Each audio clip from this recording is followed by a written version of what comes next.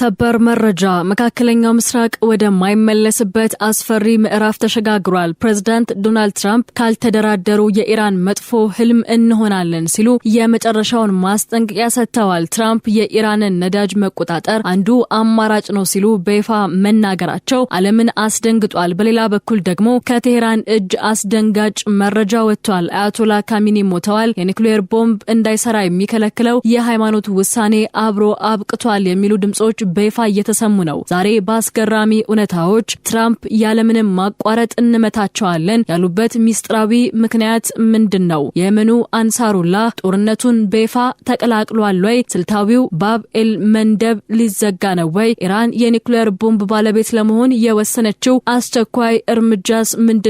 ትራምፕ እንደ ስጦታ የተቀበሏቸው 10 የነዳጅ ጫኝ መርከቦችና ከመጋረጃ ጀርባ ያለው ስሌት ምንድነው የሚለውንና ተጨማሪ ሰበር መረጃዎችን ወደ እናንተ እናደርሳለን። እስከ መጨረሻው አብራችሁን ቆዩ።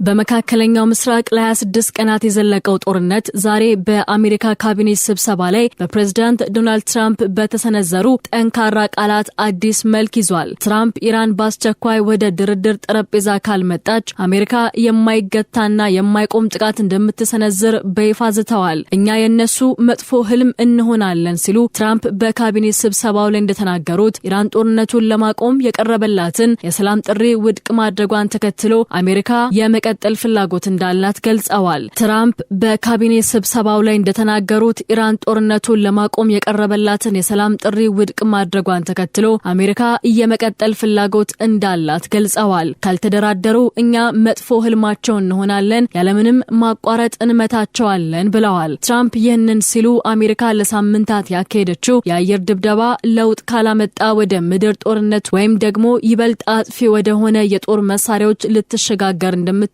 ፍንጭ ሰጥተዋል። በጣም አስደንጋጭ የሆነው የትራምፕ ንግግር ግን የኢራንን የነዳጅ ሀብት ስለ መቆጣጠር የተናገሩት ነው። ጋዜጠኞች የኢራንን ነዳጅ ለመያዝ እያሰቡ ነው ብለው ለጠየቋቸው ጥያቄ አዎ እሱ አንዱ አማራጭ ነው ሲሉ ምላሽ ሰጥተዋል። ትራምፕ ይህንንም አሜሪካ በቬንዙዌላ ኒኮላስ ማዱሮን ለመጣል ካደረገችው የነዳጅ ስምምነት ጋር አነጻጽረውታል። በዚህ ውጥረት መካከል ግን ኢራን ለድርድር ዝግጁ መሆኗን ለማሳየት በሚመስል መልኩ 10 የነዳጅ ጫኝ መርከቦች በሆርሙዝ ወሽመጥ በኩል እንዲያልፉ ፈቅዳለች። ትራምፕ መርከቦቹን ስጦታ ሲሉ የጠሯቸው ሲሆን መጀመሪያ 8 መርከቦች እንዲያልፉ ተፈቅዶ በኋላ ላይ ይቅርታ በማለት 2 መርከቦች መጨመሯን ተናግረዋል። ትራምፕ መርከቦቹ የፓኪስታን ባንዲራ የያዙ መሆናቸውን በመጥቀስ ከትክክለኛዎቹ ሰዎች ጋር እየተደራደረን ይመስለኛል ቢሉም በሌላ በኩል ግን አሜሪካ ያቀረበችው የ15 ነጥብ የሰላም እቅድ በኢራን ውድቅ መደረጉ ትልቅ እንቅፋት ሆኗል።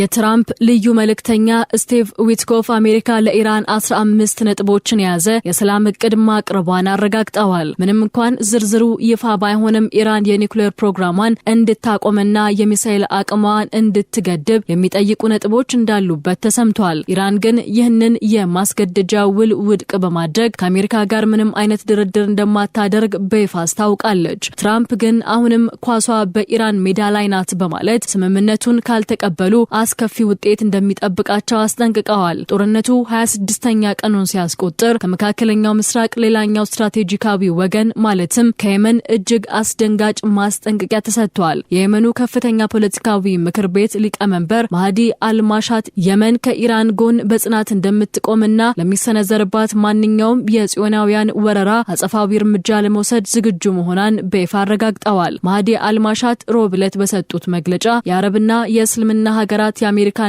የእስራኤል የጥቅም ፈላጊነት ሰለባ እንዳይሆኑ አሳስበዋል። ይህንን የጽዮናውያን ሴራ ለማክሸፍ ካልረዳችሁ ቢያንስ ለሴራው ማስፈጸሚያ መሳሪያ አትሁኑ ሲሉ ለአጎራባች ሀገራት ጠንካራ መልእክትን አስተላልፈዋል። የመን ኢራን ራሷን የመከላከልና ወራሪዎችን የመመከት ሙሉ መብት እንዳላት እንደምታምን ገልጸዋል። ይበልጥ አሳሳቢ የሆነው መረጃ የወጣው ከኢራን ታስኒም የዜና ወኪል ነው። እንደ ዘገባው ከሆነ የየመኑ አንሳሩላህ ንቅናቄ ጦርነቱ ከተጀመረበት ከየካቲት 28 ጀምሮ በከፍተኛ ንቃት ላይ ይገኛል። አሁን ደግሞ በቀጥታ ወደ ጦር ሜዳው በመግባት የኢራንን አጋርነት በተግባር ለማሳየት ዝግጁነትን አጠናቋል። ይህ ማለት የመን እስካሁን ከምታደርገው የተወሰነ ሚሳኤል ጥቃት ባለፈ በባህርና በምድር በይፋ ጦርነቱን ትቀላቀላለች ማለት ነው። የየመን አማጽያን ያላቸው ትልቁ ወታደራዊ ጉልበት የዓለም ንግድ መስመር የሆነውን ባብኤል መንደብ ወሽመጥን የመቆጣጠር አቅማቸው ነው። የታስኒም ምንጮች እንደገለጹት አንሳሩላህ ይህንን ስትራቴጂካዊ መስመር በመዝጋት በአሜሪካና በእስራኤል ላይ ከፍተኛ ኢኮኖሚ ጫና ለመፍጠር ተዘጋጅቷል። የሆርሙዝ ወሽመጥ በኢራን የባብኤል መንደብ ደግሞ በየመን ከተዘጋ የዓለም የነዳጅና የንግድ ፍሰት ሙሉ በሙሉ ሽባ ይሆናል ማለት ነው። የአንሳሩላህ ፖለቲካዊ ቢሮ እንዳስታወቀው አሜሪካና እስራኤል የሚረዱት የኃይል ቋንቋን ብቻ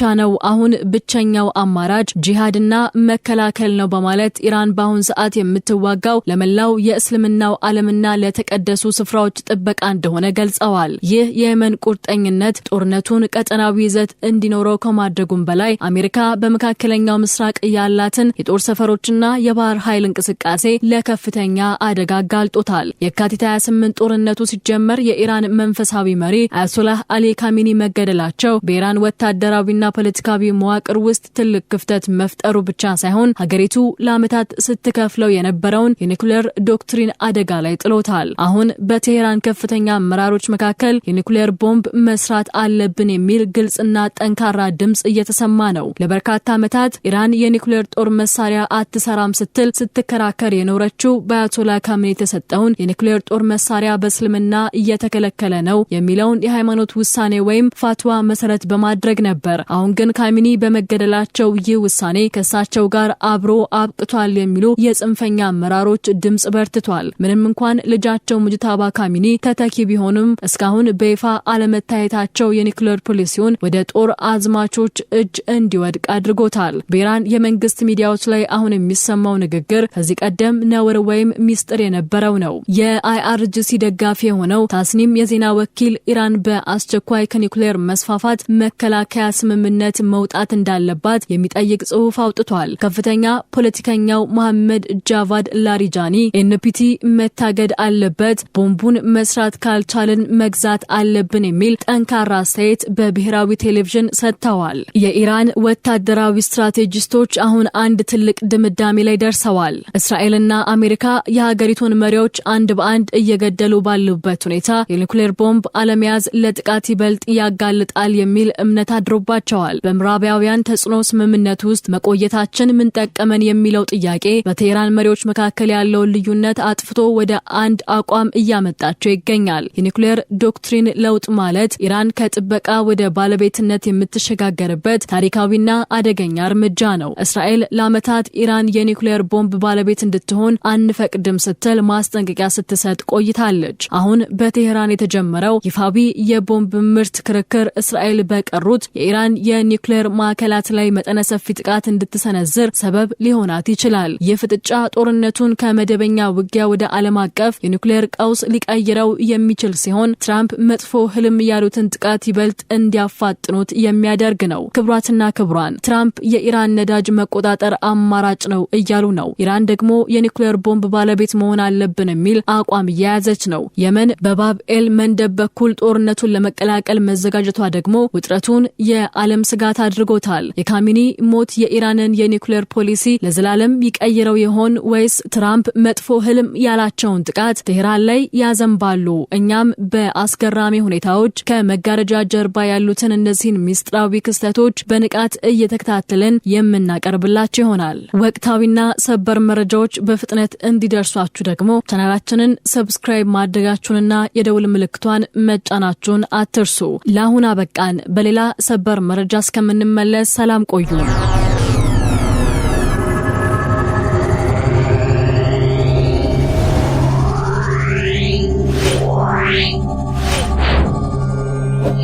Wow.